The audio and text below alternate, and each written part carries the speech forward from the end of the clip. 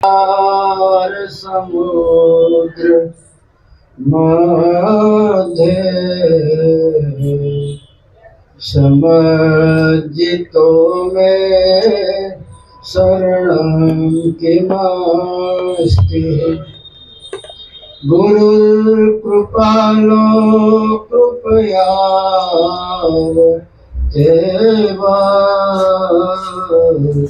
विश्वेशपादाम्बुज दीर्घलोका विश्वेशपादाम्बुज दीर्घलोका अज्ञानतिमिरान्धस्य ज्ञानाञ्जनमशलाकया चक्षुरुन्मीलितं येन तस्मै श्रीगुरुवे नमः। नमामि सद्गुरुं देवं शक्तिधीशं परात्परम् मायातीतं निर्विकल्पं ज्ञानज्योतिर्गवागीशम् अखण्डमण्डलाकारं व्याप्तं येन चराचरम्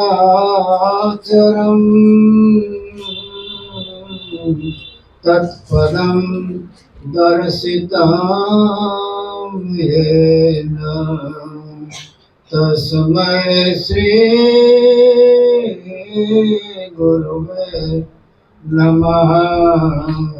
तस्मै श्री गुरुवे नमः।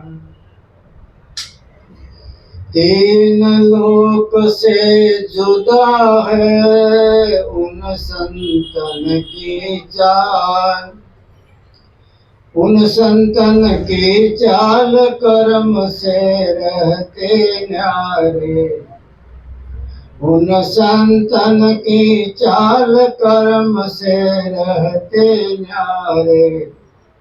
लोभ मोह अहंकार ताहि की गर्दन मारे, लोभ मोह अहंकार ताहि की गर्दन मारे। काम क्रोध नहीं लगे लगे नहीं भूख प्यासा, भजन तेल की धार चलत है उलटी श्वासा। रिद्धि सिद्धि को देखता ही पर थूके भाई, भजन माही अलमस्त भजन की करे बढ़ाई। पलटू खाजा काल का उनको कबहु न काल, सब जग खाजा काल का उनको कबहु न काल। तीन लोक से जुदा है उन संतन की चाल। परम वंदनीय सृष्टि संताप हरता पूज्यपाद सदगुरु कबीर साहेब, परम वंदनीय सदगुरु विश्वदानंद जी महाराज, आदरणीय भक्त मंडल, साधु समाज, साधक वृंद, वडील वर्ग, मातृशक्ति भाइयों बहनों, વાત ચાલતી હતી નારાયણભાઈની। મારી જાણમાં નારાયણભાઈ અદ્ભુત વ્યક્તિ હતા। હતા કહું એટલે મને નારાયણભાઈમાં પાછી કઈ કમી જેવું લાગે। અદ્ભુત વ્યક્તિ છે। અદ્ભુત હોય તે ત્રણ કાળને પાર કરી ને ચોથામાં જવાની તાકાતવાળા હોય। પણ મેં ગ્રંથો દ્વારા સંતો દ્વારા સાંભળ્યું છે જે જે સુરતા જે મહાપુરુષ, જે આત્માઓ સતલોક સુધીનું પ્રયાણ કરે એ ત્યાં બહુ ટકતા નથી, બહુ રૂકતા નથી. ત્યાં સતલોકમાં જે અદ્ભુત ખજાનું ભળે એટલે એના અંદરમાં જિંદગી ભરની કરેલી સાધનાની સ્ફૂર્ણા ઉલાળા લેવા મળે. મારી સાધનાની, મારા ગુરુની કૃપા એ બેયના મિશ્રણથી મને ચોથા લોકનું સ્થળ જોવા મળ્યું. આ ભૂમિકા મને મળી. આ ભૂમિકામાં એવો અદ્ભુત દિવ્ય ખજાનો એ મારા ભાઈઓમાં, મારા ભક્તોમાં, મારા સાધકોમાં એ જો ખજાનો ઠાલવી દેવામાં આવે તો આ બધા સતલોકના ગ્રાહક બને ને, બધાને સીડી મળે. એ ભાવથી એ મહાપુરુષો જે સતલોકમાં ગયા છે તે મહાપુરુષો ત્યાં બહુ ટક્યા નહીં, ત્યાં બધું ખજાનો લઈ અને પાછા એ ભવસાગરમાં આવી દિલને, દુઃખીને, ભાગ્યના ફૂટેલાને, કર્મના મારેલાને, જન્મ જન્માંતરના પાપીને, પ્રપંચીને એ બધાને સાધુ બનાવે. कवि साहब कहता धर्मदास, मैं सबको जब तक साधु न बना दूं, जब तक प्राणी मात्र के पाप ताप संताप को मैं काट दूं, तब तक मैं आता जाता रहूंगा. મને સતલોકમાં ઓછું ગમે, મને મૃત્યુલોકમાં વધારે ગમે. કારણ કે મૃત્યુલોકમાં સતલોકના ખજાનાના ગ્રાહક છે અહીંયા, જેની પાસે ખરીદવાની કિંમત નથી. રીંગણા ખરીદવાની તાકાત હોય, એની ઈચ્છા હીરો ખરીદવાની હોય તો કેમ બને? અને આ બધા કઈ અહીંયા મૃત્યુલોકમાં જે છે કાળા માથાના માનવી, એ બધા હીરાના જ ગ્રાહક છે, સતનામના હીરાના ગ્રાહક છે એ બધા. પણ એની પાસે ખરીદવાની તાકાત નથી, રીંગણા જેટલી તાકાત નથી. એટલે એ બધાને આ દિવ્ય શક્તિ, આ દિવ્ય ખજાનો, બહુમૂલ્ય કિંમતી વસ્તુ એ આપવા માટે મારે મૃત્યુલોકમાં વારે વારે આવવા જવું પડશે. મારી પાસે સહેજમાં એ બધા મળેલા પદાર્થો છે, આ બધાને જિંદગીમાં ક્યારેય મળેવા નથી. એ મારે બધાને પૂર્તિ કરવા માટે આવવું જ પડશે, આવવું જ પડશે, આવવું જ પડશે. जब तक संसार का एक भी व्यक्ति दुखी रहेगा तब तक धर्मदास में आता जाता रहूंगा और सबको नाम से परिपूर्ण करूंगा. તમારી મારી જિંદગાનીમાં આ એક જિંદગાની નહીં, લાખો કરોડો જિંદગાનીઓમાં જ્યારે આપણે ભ્રમણ કરતા રહીએ છીએ ત્યારે આપણે કઈ ખોટા જગતના પદાર્થો સમજ્યા નહીં, સાચા સમજ્યા અને જગતના પ્રપંચના પોટકા ભેગા કર્યા. આ જેવા તેવાથી તો બધા પોટકાઓ ખાલી થાય નહીં. એની ગાંઠ બાંધેલી છે પોટકાની, એ તમારા મારે માથે કર્મનો પોટકો, એ પોટકો લઈને જ ફર્યા કરીએ છીએ આપણે 84માં. કબીર સાહેબ કે આ જીવને કોઈ અત્યાર સુધી એવું કોઈ મળ્યું નથી જે જન્મ જન્માંતરના કર્મોનો પોટકો માથે એ વજનથી એ બિચારાને હળવો કરે. નામમાં આવી શક્તિ છે. નામની જો તણખારી, નામનો એક જરીક પડે, છેડો અડી જાય, પ્રપંચના પોટકાને તો બળીને ભસ્મ થાય. અને સંસારમાં આપણે જેને કોઈ બુદ્ધિશાળી ગણીએ, હોશિયાર છે, બુદ્ધિશાળી છે, કવિ સાહેબ કે બધા મૂર્ખ છે. દુનિયામાં જે ઘણું કમાઈ લે ને એને આપણે બુદ્ધિશાળી કહીએ. જો એના પાસે કાંઈ નહોતો, એના બાપાનામાં જાણીએ કાંઈ નહોતો, ખાક હતી, રાખ હતી, એમાંથી લાખ પેદા કર્યા, એનો મહિમા આપણે કરીએ. રાખમાંથી લાખ પેદા કર્યા, એને કેટલી બધી બુદ્ધિ અપનાવી છે. વ્યાપારમાં 4 ગણો કર્યો, મકાન નહોતા રહેવાના, ઝૂંપડા તો બંગલા બનાવ્યા, એ કર્યા તે કર્યા. એ મહિમા કરનારો મૂર્ખ, અને જે મહિમા સાંભળે સાંભળે ફૂલાતો હતો એ પણ મૂર્ખ. એ બધી વસ્તુ તો આપણે દુનિયામાં કરીને, દુનિયા તો ક્યારેય કોઈને કામે લાગી નથી, દુનિયામાં બહુ લાંબો રહેવું પણ નથી. 4 દિના કા જીવના ક્યાં કરતો ગુમાન. એક જીવન 55નું, બીજું જવાનીનું, એ જો પ્રૌઢ અવસ્થાનું તો ઘડપણનો 4 દિવસ ને 5મો દિવસ તો કોઈ જીવ્યો જ નથી. 5મો જીવ તો મોક્ષ. આ મૃત્યુલોકમાં 4 દિવસનું જીવનું. એના માટે આપણે દુનિયાભરની વસ્તુ ભેગી કરી તો મૂર્ખામાં ભાગ રાખ્યો ભાઈ. એમાંથી એવી વસ્તુ તમારે મારી સાથે ક્યારે લઈ જવા માટેનો મોકો નહીં આવે. કોઈ લઈ ગયો નથી ને, કોઈ નથી લઈ શકે. અને જે વસ્તુ નથી લઈ જવાની એના માટે આખી જિંદગી ખતમ કરી નાખવાની કિંમતી શ્વાસાઓ. તો કવિ સાહેબ કહે છે આજે બધા મોટા મોટા મહેલા, આજે મોટા મોટા ધન સંપત્તિના વૈભવના ખજાનાઓ આ ભેગા કરનારો મૂર્ખ છે. એને ભેગો કરવાનો હતો નામનો ખજાનો. શાણામાં શાણું, હોશિયારમાં હોશિયાર, બુદ્ધિશાળી બુદ્ધિશાળી એ જેને પોતાની જિંદગીમાં નામના ખજાનાને પ્રાપ્ત કરવા માટે મહેનત કરી હોય પછી ધીરે ધીરે સફળતા તો મળવાની જ છે. કારણ કે કિંમતી વસ્તુ છે ને. રીંગણા ખરીદવાની તાકાત નથી, તમારે હીરાનો ગ્રાહક બનવું છે. તો હીરાનો ગ્રાહક બનવા છે એટલે હીરો પોતે તમારા પક્ષમાં નહીં આવે, કારણ કે જડ છે. પણ જે હીરાના તમે ગ્રાહક બનો છો સતલોકના ધણીના, એ નામ એ જડ નથી, એ ચૈતન્ય છે. એના પ્રત્યે તમારી મારી સદભાવના હશે તો તમારું મારું ત્યાં ખાતું ખુલે. અને ત્યારે રાત્રિમાં જો ઉઠી જાઓ, રાત્રે 2-3 કલાક બેસી જાઓ તો તે ખાતામાં જમા ધારણી પણ બે લીટી પડે. પણ એ બધી બાબતમાં તમારી મારી જિંદગીમાં માઇનસ છે, માઇનસ. કવિ સાહેબ કે હું સંસારના અંદરમાં જેને વૈભવ ભેગા કર્યા, ઘોડાન વગ્યું ભેગી કરી મહેલા બનાવ્યા, એને મેં મહાગુણ કહું છું. એટલે માટે કે જિંદગીનો કિંમતી સમય તો થોડો પરમાર્થ માટે રાત્રિમાં જાગીને વાપરી નાખ્યો હોત ને તો તમારે મારા ત્યાં થોડા બી નખાઈ ગયા હોતા આપણા માટેના. એ બીમાં આપણે છોડ તો ઉગે જ. દુનિયાની ધરતીમાં બી નાખો તો ઉગે ન નખાય, પાછું ઉગે ન ઉગે એ કોઈ નક્કી નથી. પણ ધ્યાનની ધરતીમાં જો બી નાખો તમે સાધન તો ઉગે ઉગે ન ઉગે. ધ્યાનની ધરતી વાંજણી નથી. દુનિયાની ધરતી તો ક્યારેક ક્યારેક બંજર હોય, ખારવાળી હોય. એ ખારવાળીમાં તમને મને ખબર ન હોય બી નાખે તો જાય.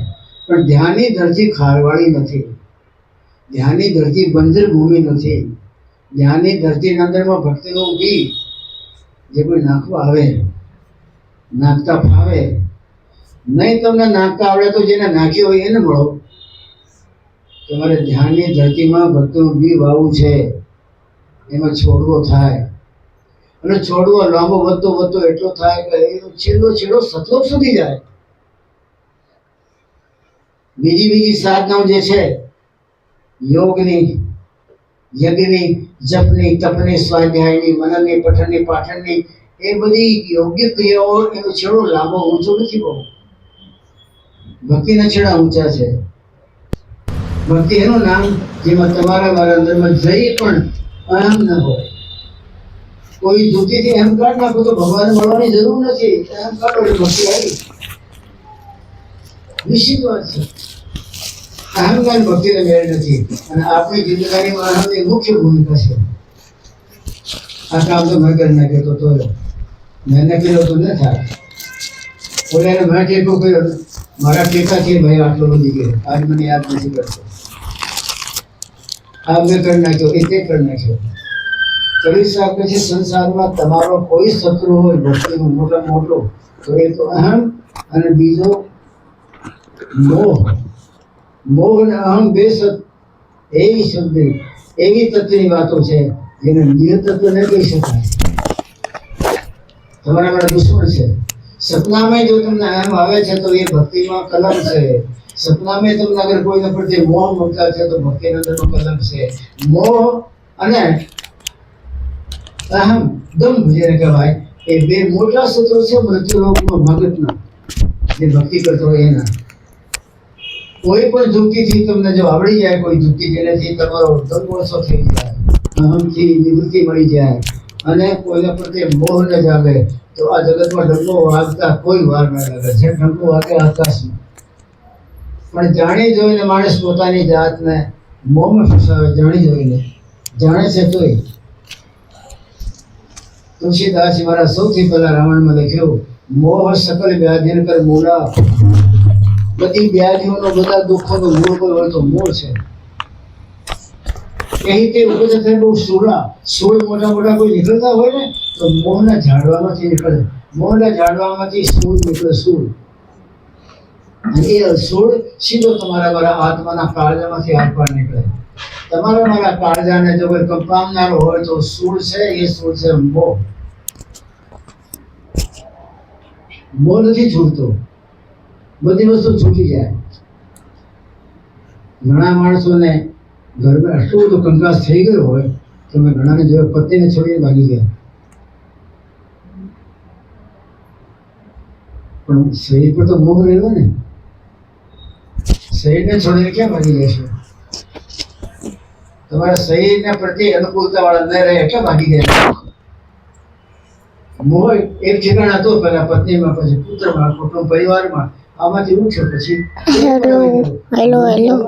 દેહનો ઘાટ તો સૌથી ખરાબ. દેહનું ઘાટ તો સૌથી મોટું શત્રુ. હેલો.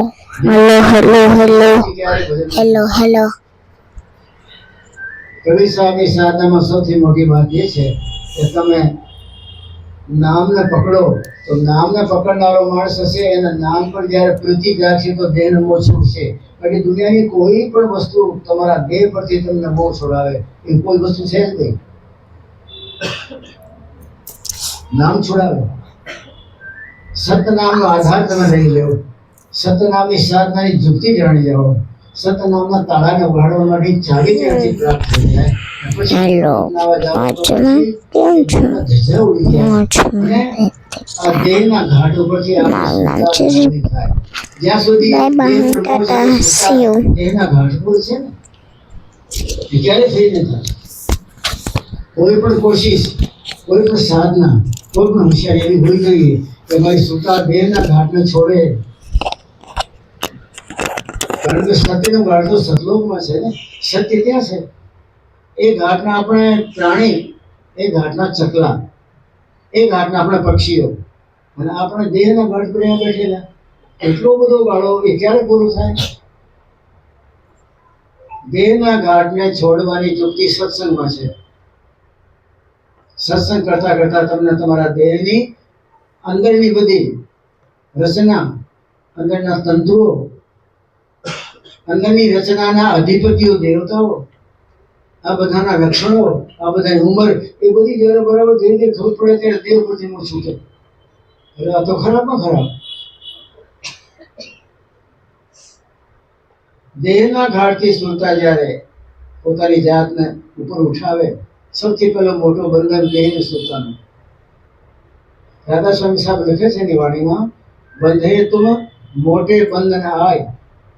પહેલા બંધન દેહ વિચારો, બીજાને બંધન ન માનતા, બીજાને બદનામ ન કરો. તમને ઓલિયા પર મોહ છે, ઓલિયા પર મોહ છે. ઓલિયા પર તો બધા પર છે, પણ સૌથી પહેલા તમને વધારે મોહ દેહ ઉપર છે. દેહના ઘાટથી સુરતા નહીં છૂટે એનું ભલું ક્યારે નહીં થાય.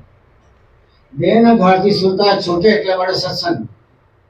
સત્સંગ કરતા કરતા દેહના ઘાટથી છૂટી જાય સુરતા, અગર થઈ જાય. પછી ઇન્દ્રિયોના ઘાટ પરથી સદગુણ છોડાવે. દેહના ઘાટથી છૂટે, ઇન્દ્રિયોના ઘાટથી પછી છૂટે, એને પછી એ સુરતા મન અને માયાના ઘાટથી છૂટે ત્યારે પછી ગગન મંડળમાં સાચા સદગુરુ સત્ય ઉપદેશ તે આપે. માયાના ઘાટને ચાટનારા પ્રાણીને સાચો સત્ય ઉપદેશ ના આપે. ઇન્દ્રિયોના ઘાટનો પર લક્ષિત પડતો હોય એ સાચો ઉપદેશ ના આપે. મન માયાના ઘાટમાં જિંદગીને ઘસનારાને સાચો ઉપદેશ ન આપે. એ બધા સ્ટેજ પાર કરતો કરતો જ્યારે સુષુમ્ના પર 10મા દરવાજે જ્યારે ટકોર મારે, રાત્રે જાગે ત્યારે જાઈને કહીને તમારા મારા જિંદગીમાં દીવા ઉડવાનો સમય આવે, દીવા પ્રગટ થવાનો સમય આવે. હજી તો આપણે ઇન્દ્રિય ઘાટ ઉપરથી અને દેહના ઘાટ ઉપરથી ફ્રી ન થયા ને. દેહના ઘાટમાં જેટલો તમને મને સમય વ્યતીત કરવાનો આનંદ આવે છે એટલો સાધના ઘાટ પર બેઠવાનો આનંદ નથી આવતો. યાદ કરીએ, નિર્ણય થઈ ગયો ત્યારે આ પ્રાણી દેહના ઘાટનું જ આવે ત્યારે દાસ છે. દેહનું દાસ છે આ પ્રાણી.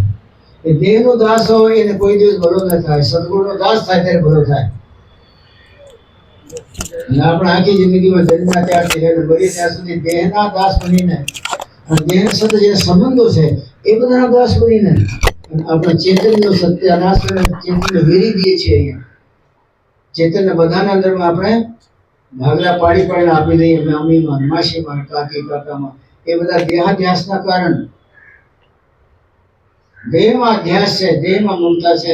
તો આ દેહ સાથે જેના સંબંધ છે એમાં મમતા હોય ને. યાજ્ઞવલ્ક્ય મહામુનિ અને બે પત્નીઓને બોલાવી અને વાત કરી. મોટી ગાર્ગી, નાની કાત્યાયની. ગાર્ગી, મારા ભક્તોએ મારા સેવકોએ ઘણું ધન લાવી મને આપતા હતા. મેં ના પાડું તોય આપતા હતા. બાકી ગુરુ છો ને, ગુરુ પૂર્ણિમા દિવસે લાવે, બીજે ટાઈમ લાવે. આ જો ઓરડી ભરી છે. તમે બે મારી પત્નીઓ છો ને, બે ભાગ પાડી ગયો. તમારો ભાગ? ગાર્ગીએ પૂછ્યું. આપનો ભાગ નહીં? કે નહીં, મારો ભાગ નહીં. હું તો આ ધન તમારે બે માટે છોડીને ચાલ્યો જાઉં છું. ગાર્ગીએ પૂછ્યું, તમે છોડીને ચાલ્યા જાઓ છો? તો અહીંયા આ ધન કરતા કોઈ મોટી વસ્તુ તમને મળી છે? અથવા તો મોટી વસ્તુની પ્રાપ્તિ માટે તમને કઈ જાણકારી મળી છે? કેમ છોડી જાઓ છો બધો ધન સંપત્તિ? દુનિયા તૂટી મારે ધન માટે કે હા મને એને કરતા વધારે સારી કિંમતી વસ્તુ મળી ગઈ છે. એ વસ્તુ છે પરમાત્માનું નામ. એ પરમાત્માના નામની સાધના કરવા માટે હે ગાર્ગી હું એકાંતમાં ચાલ્યો જાઉં છું. એકાંતમાં જઈને કોશિશ કરીશ કે મારી સુરતા આ દેહના ઘાટથી ઉપર ઉઠે. મારા દેહમાં હું કાત્યાયની ગાર્ગી, મારા દેહમાં જ્યારે હું તમારો પતિ છું ને ત્યાં સુધી હું દેહના ઘાટથી ઉપર ન ઉઠી શકું. કારણ કે આ દેહને પત્નીની આવશ્યકતા છે, આ દેહને પુત્રોની આવશ્યકતા છે, આ દેહને કુટુંબના પરિવારના સગા સંબંધીઓની આવશ્યકતા છે. દેહનો ભાર તો એટલો બધો ખદબદો છે કે તમને મને જિંદગીમાં ક્યારેય શ્વાસ નહીં લેવા દે. એ વસ્તુ સત્સંગ કરતા કરતા જાણી શકાય. સત્સંગ કરતા કરતા મને દેહના અંદરના તાંતણાઓની બધાની ખબર પડી. આ દેહાધ્યાસને છોડવા માટે જાઉં છું. અહીં રહેશું ત્યાં સુધી દેહાધ્યાસ નહીં છૂટે.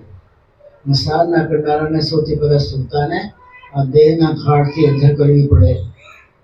દેહના ઘાટથી અધર કરતા કરતા સત્સંગમાં પોતાની જાતને ઘસતા એનું મેલ ઉતારતા ઇન્દ્રિયોના ઘાટને છોડવો પડે. દેહાધ્યાસ મુશ્કેલ છે, પછી ઇન્દ્રિયોના ઘાટમાં તો આપણે ઘણી ચટણી ચાટેલી છે. કેમ છૂટે? ન છૂટે. ઊંઘમાં માણસને સપના આવે તો જગતના ભોગના જ આવે. ઊંઘમાં સપના તમને આવે તો યોગના ના આવે, ભોગના સપના આવે. કારણ કે ઇન્દ્રિયોના ઘાટ પર આપણું જીવન ઘસી નાખેલું છે. આપણે દેહાધ્યાસ છૂટે, ઇન્દ્રિયોના ઘાટ છૂટે તો સદગુરુની કૃપાથી મન માયાનું ગાંઠ છૂટે ત્યારે 10મા દરવાજાની ખિડકી ઉડે. મન માયાના ગાંઠને છોડવામાં 1000 જન્મ ચાલ્યા જાય તો મન તમને મને મૂકે નહીં, માયા તમને મને મૂકે નહીં. બિન ગુરુ કૃપા માયા છૂટે, જન્મો જન્મ પકડ એમ લૂટે. જન્મો જન્મ સુધી એમ લૂટ્યા કરે, જાણે કે ગુરુ તો મળેલો છે નહીં. ભાઈ મન માયાના ઘાટને ચાટ્યા કરે. એ બે ઘાટ એને ખબર નહીં ઘાટ કોને કહેવાય. દેહાધ્યાસ કયો, ઇન્દ્રિયોનો ઘાટ કયો, અને આ મહાત્મા માટે સુરતાનો સ્ટેજ કયો એને ખબર ના હોય ને. સદગુરુ જ્યારે કૃપા કરે કે આ ધમાલ કરે છે, આ મથામણ કરે છે, આ સત્સંગ કાર્ય માટે આવે છે, પણ એનો દેહાધ્યાસ દેહનો ઘાટ નથી છૂટતો. કારણ કે જન્મ જન્માંતરનો અભ્યાસ છે આત્માને. એ દેહાધ્યાસમાં રહેવાનું, દેહના ભોગ ભોગવાનું, ઇન્દ્રિયોના ઘાટમાં જેનો ચાટવાનું જન્મ જન્માંતરનું છે. એ ક્યારે છૂટે? પછી ગુરુ જાણી જાય ત્યારે ગુરુવાળા કૃપા કરી એને આત્માને પોતાના પાવરથી એની જાગૃતિ આપે. વિવેકાનંદ એક દિન ધ્યાનમાં બેઠેલા, ધ્યાનમાં બેઠતા જઈને કહ્યું 1000 સૂરજ ઉગ્યા મારા અંદરમાં. 1000 સૂરજ ઉગ્યા તો એ 1000 સૂરજની દિવ્યતા જોતા જોતા જોતા એવા પાગલ જેવા થઈ ગયા કે એની મસ્તી આગળ બધા દુનિયાવાળી કોઈ મસ્તી એને ખેંચી શકી નહીં. મેં મારી મમતા ખેંચી શકી, મેં મિત્રોનો સહભાવ ખેંચી શક્યો, મેં જગતના ભોગ ખેંચી શક્યા. કોઈ નહીં ખેંચી શક્યા. આટલી અદભુત આયન આવી ગઈ કે એમાં મસ્ત બની ગયા, પાગલમાં બની ગયા. गुरुजी ने पगे लगे सवार में, बाप जी आज तो मैंने अजब गजब का दिव्य तफा आश्चर्य देखा. उस आश्चर्य के आगे मुझे ये सब कुछ धूल लग रहे हैं, फूंक मारो तो उड़ जाए ऐसा लग रहा है. तो दीकरा तारी ताकत नहोती, आ ताकत मैं તમને આપી કે આ ભાઈ મથામણ કરે છે, દેહના ઘાટને છોડ્યો છે, એને ઇન્દ્રિયોના ઘાટને છોડ્યું છે, મન માયાના ઘાટમાં નથી નીકળી શકતો. મને ખબર પડે ને એટલે મેં મારી તાકાત તમને આપી દઈ ને મારા પાવરથી સૂરજ બધા ઉગાડ્યા. તને સાચી ખબર પડે. ગગન મંડળમાં ગુરુ કૃપા કરી અને સુરતાને જાગૃત કરે. ગગન મંડળની શક્તિઓ જોવાની અને નિરીખવાની સુરતામાં ક્યાં તાકાત છે? સુરતાના કાન તો માયાના ઘાટ પર બંધ છે. ગગન મંડળમાં જાય ત્યારે સદગુરુ સુરતાના કાન ઉઘાડે. ગગન મંડળનું ગ્રાહક બને ત્યારે સાચા સદગુરુ પછી એની નિરતાની આંખ ઉગાડે.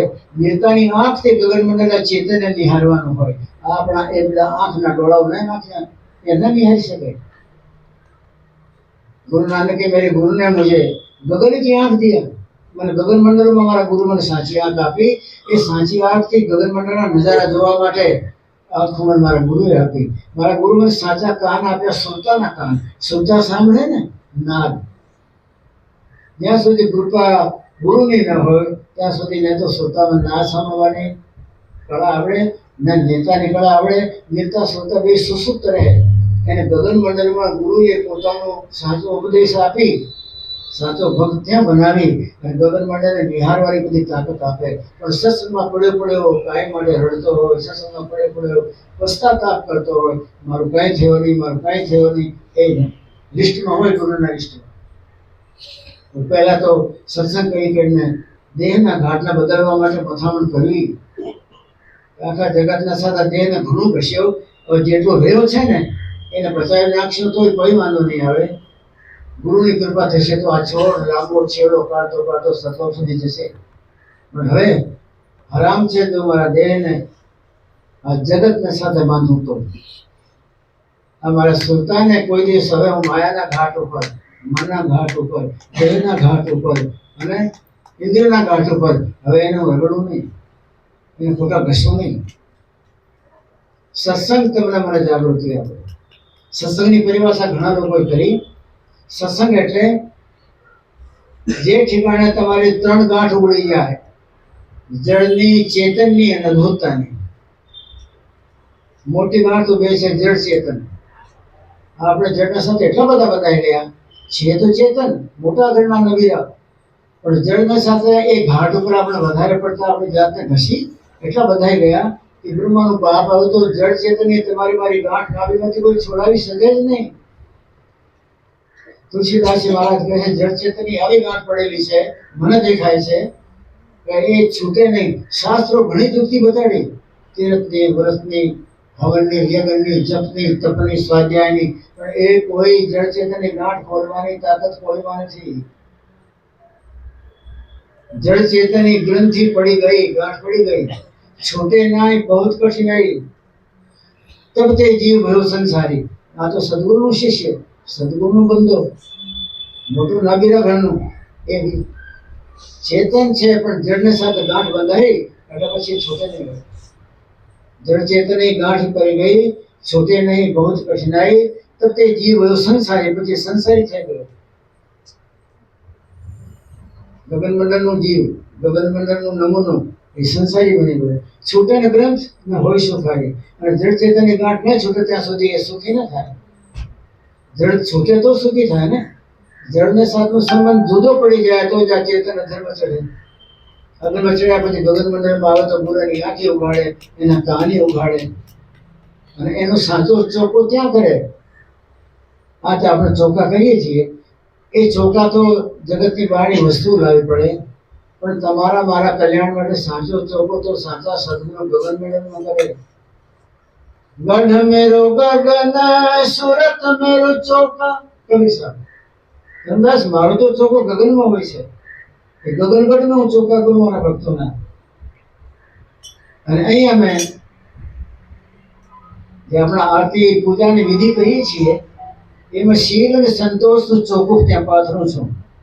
એ શીલ સંતોષના ચોખાની ઉપર એ શ્રોતાને જાગૃત કરી અને એના ઉપર આપણે અહંકારનું જે મસ્તક છે એ નારિયેળીએ પોતાનો અહંકાર અર્પણ કરે.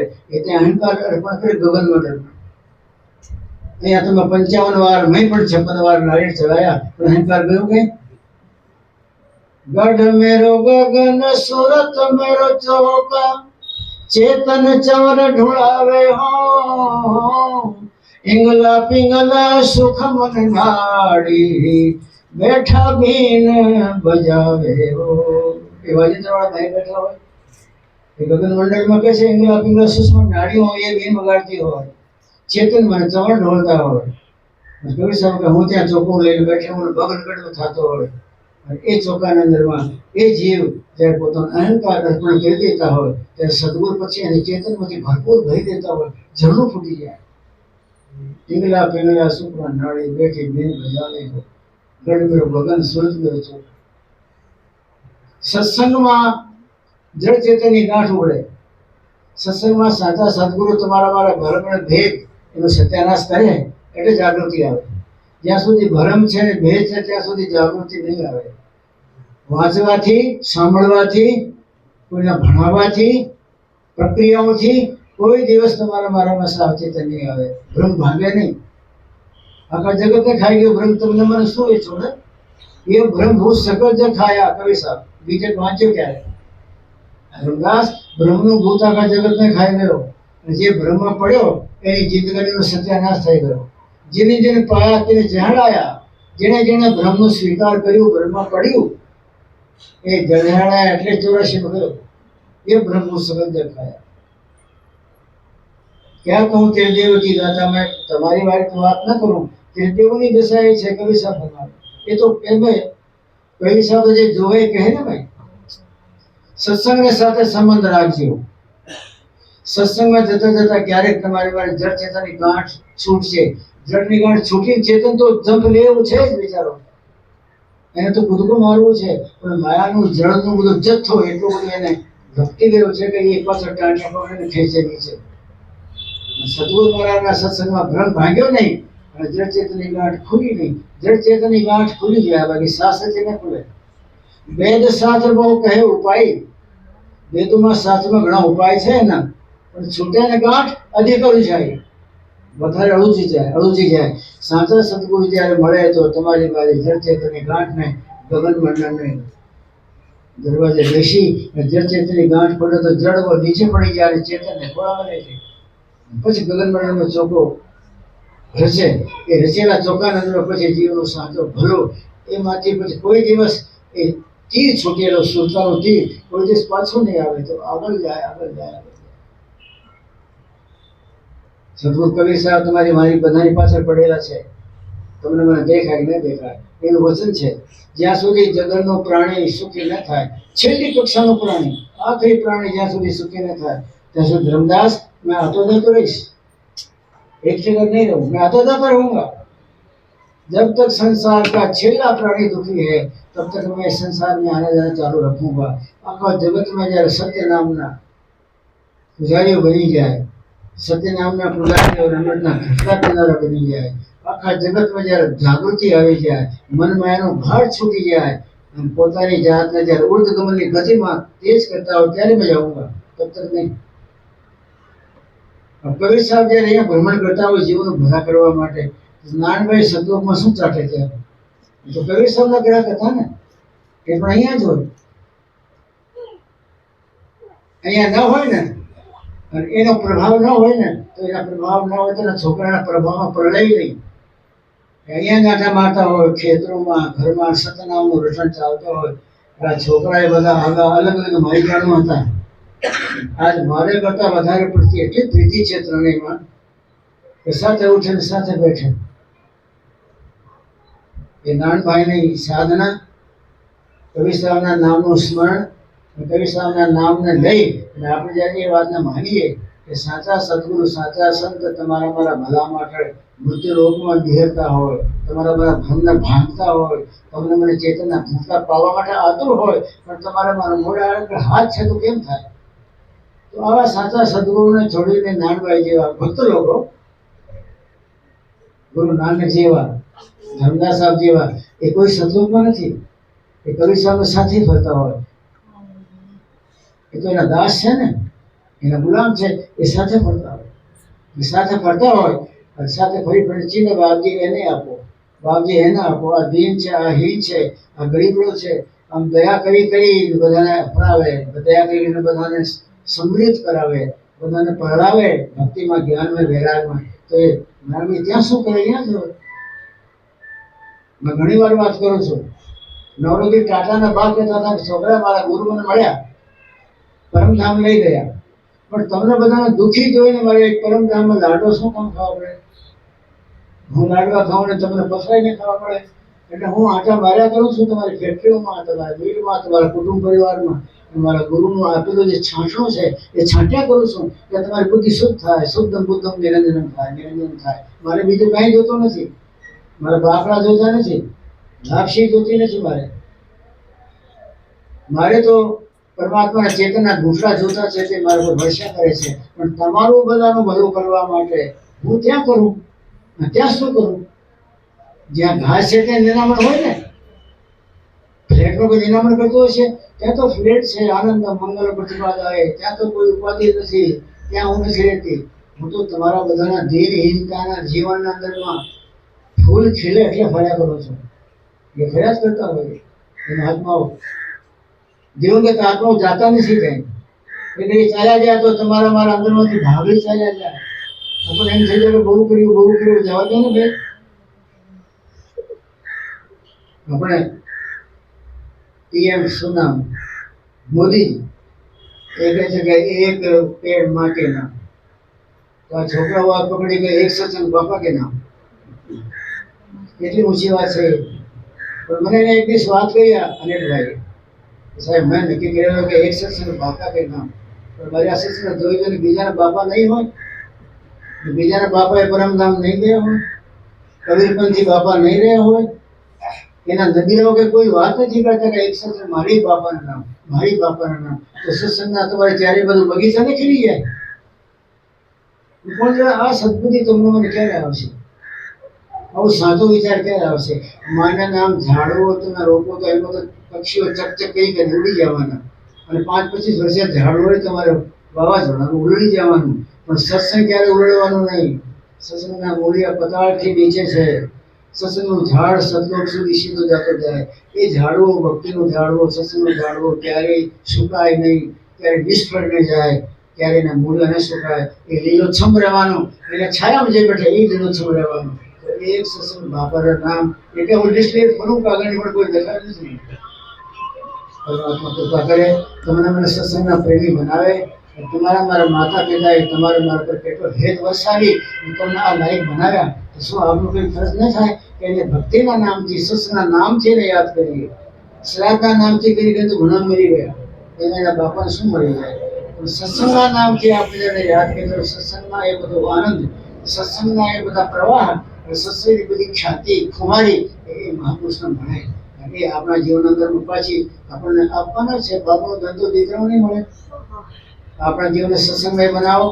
જેમ બને તેમ ધીરે ધીરે નિર્ણય કરો કે મારું જીવન માયાના ઘાટથી થોડું જુદું પડે. મને માયાનું ઘાટે જ મારો સત્યાનાશ કર્યું છે. મારે આ સુરતાને દેહના ઘાટમાંથી જુદી પાડવી છે. આ સુરતાને મારે પછી ઇન્દ્રિયોના ઘાટથી જુદી પાડવાની છે. આ ત્રણેય વિગણે છુટકારો થાય તો અસર થાય ને, છુટકારો થાય તો ફ્રી થાય, અને પછી સુરતા ગગન મંડળમાં જાય. ત્યાંનો આપણા સાચા સદગુરુ તમારી પર રાહ જોઈ બેઠેલા છે કે ભગવાન કેમ મોડો કર્યો, કેમ મોડો કર્યો, એટલા જન્મ સુધી જન્મ તો મળતું કેમ રહ્યો, હું તારી રાહ જોઉં છું. આપણા સદગુરુ આપણે રાહ જોવે છે કે સાહેબ ત્યાં ગગન મંડળમાં, અને આપણે ધૂળ ચાટીએ મૃત્યુલોકમાં. આ કેમ મેળ થાય? પરમાત્મા દયા કરી તમને મને સદબુદ્ધિ આપે. ક્યારે ક્યારે યાદ કરજો કે હજી માયાના ઘાટના ચાટું છું, હજી ઉમીરના ઘાટમાંથી ફ્રી નહીં થયો. જિંદગી પૂરી થવા આવી પણ હજી ઘાટ તો તીને તેર મને એમને લપેટે છે. હવે સમય તો આવ્યો છે જવાનો. બહુ થોડા દિવસ રહ્યા છે. પણ મન અને માયાનો ઘાટ છૂટે નહીં, ઇન્દ્રિયોનો ઘાટ છૂટે નહીં, ત્યાં સુધી તમારી મારી જિંદગીમાં તમારો ભરવાનો કોઈ પગલો ભરાશે નહીં. પરમાત્મા કૃપા કરી સદબુદ્ધિ આપે, સત્સંગના પ્રેમી બનો. માતા પિતાનું ઋણ છે એમાંથી ક્યારેક ઋણ થવા માટે આવા પ્રસંગ બને તો કરો, અને આપણા જીવનને સત્સંગમય બનાવીને અને ગગન મંડળમાં ચોખ્ખું સદગુરુ આપણું કરે. ગગન મંડળમાં તમારે મારા ઉપર ચેતન કમર વરસાવે, પીંગળા પીંગળાએ તમારે મારા સત્સંગમાં ગીત ગાય, વાજિંત્ર ગાય, એવો આનંદમય વાતાવરણ બને. એ દિવ્ય ભાવના સાથે આપણે જીવનમાં ચાલવાનું છે. બોલે સદગુરુદેવ મહારાજ કી જય.